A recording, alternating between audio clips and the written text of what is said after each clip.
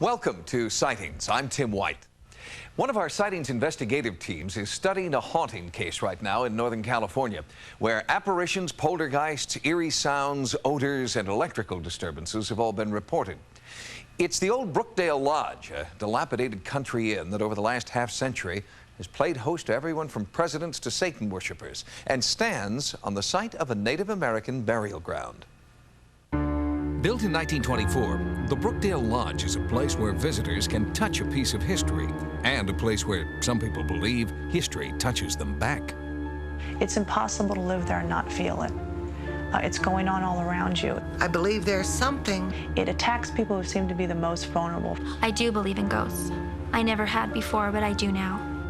In 1990, San Francisco Police Lieutenant Bill Gilbert bought the historic lodge and began a massive restoration effort. Since then, Bill, his family, and employees have all felt an uneasy presence. I was cleaning the tables, and when I looked up, I saw this little girl. Her face, her image was on the other side of the window, and couldn't see any of her body except for the top part of her. She was staying in the same spot. It was like she was pressed right against the window. Ross Gibson is a local historian who believes that the sighting of the little girl may be connected to a tragic episode he has discovered in the lodge's history. One of the tragedies of that era was when the niece of the lodge owner drowned in the famous brook. The centerpiece of the Brookdale Lodge has always been a natural brook running through the middle of the dining room. It has been the lodge's claim to fame, but also its undoing. In 1955, a terrible flood raced through the lodge, and then the following year, just as they were getting back on their feet, the famous dining room burned down. I walked into the brook room, that's where the river runs through the restaurant, and the second I walked into the room, a hot sensation came over my lips. Jennifer Gilbert, the owner's daughter, did not immediately associate the burning sensation on her lips with a ghostly presence. I came back again on a separate occasion, and I had the same sensation on my lips, and then it happened several times after that, and I started to believe then. The eerie activity in the Brookdale Lodge has all the earmarks of what paranormal investigators call a residue haunting. The theory is that events from the past are permanently imprinted on the environment and can then be experienced in the present. In conjunction with the Office of Scientific Investigation and Research, Sightings is conducting a long-term study on residue haunting. Previously, we've brought you our investigations of the schoolhouse in Bodega Bay, California, and Old St. Petersburg High in Florida. We monitor everything from background radiation, electrostatic fields, spectrum of light, the air content. We look for a rational explanation. We try to see if someone's feeling cold air, if there is in fact a design of the building which is making cold air move through the place. Kim Gilbert is just one of many people who has experienced anomalous hot and cold spots inside the lodge. It's not a draft. It's not the sun shining through the walls. It's definitely something is there, and you can feel it. You're repelled by it. You want to get away. While OSIR monitors the lodge interior with scientific instruments and surveillance cameras, Sightings has also asked psychic Sylvia Brown to give us her impressions of what could be causing the haunting activity. Almost immediately, she felt the presence of two strong entities. And one is Sarah, and the other one is this grumpy, cranky, round, rotund man. Could this be what Police Lieutenant and current owner Bill Gilbert has reported seeing? As I walked into the lobby, there's a red couch near the door, and it would be to the far side. And there would be like a mirage or something. I couldn't say it's the figure of a human being or whatever. What the police officer saw was the figure of this man. Sylvia attempted to make contact with this supposed figure from the past. She claimed to receive psychic messages that the spirit was a judge, or used the name Judge. Judge? Is that your name, Judge?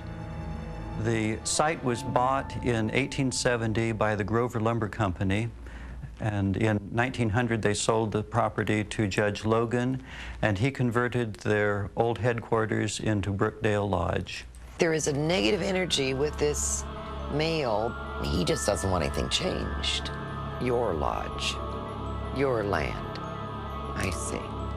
Sylvia believes the spirit of Judge Logan is angry and that it is responsible for the destruction that has occurred in the lodge over the years. I live right in the lodge, and there's been the doors broken off of the hinges. There's been planks torn off the walls. It was from the inside, and it was like the tearing off of something supernatural. To determine if the eyewitnesses were experiencing a paranormal event, OSIR first attempted to rule out any environmental factors that might be influencing them. OSIR has found that certain chemicals present in soil and water can sometimes create haunting-like experiences. We look for radon in the air, toxic or hazardous chemicals, and these are chemicals which can create a hallucinogenic effect on the people and make them imagine that they're having experiences. But these factors were not present, and eyewitnesses insist that they have seen things that cannot be hallucinations. When I went into the Brook room with my sister once, there was a pinball machine on the side. All the lights were on, it was just going crazy. And we looked down and it was unplugged. I was scared. What we find in a lot of hauntings is they exude electricity. And they will come make a light go on that is unplugged, the pinball machine. It's like, again, the scream, please, somebody notice that I'm here. Sometimes late at night when I'm locking up by myself, I'll hear a whole bunch of music, like old-time music, and I think it's coming outside, and I'll follow it, and it's coming from the Brook room, and it's coming from by the kitchen, and I'll hear dishes banging around, and like someone's having a party, and I walk into it, and there's absolutely nobody there. In its heyday, many celebrities came here, which included Hollywood stars. This was also a favorite spot for the headliners of the big band era. In the Mermaid Room, an underwater floor show once entertained visitors in the 30s and 40s. Today, many people have seen a different kind of visitor in the Mermaid Room. I saw like the glimpse of this child, and so I looked, twice, and it just sort of disappeared. This is really where the major influence of the girl is. She's jumping, she's skipping, and she stops at this point. I can see her, and she pulls up her white stockings.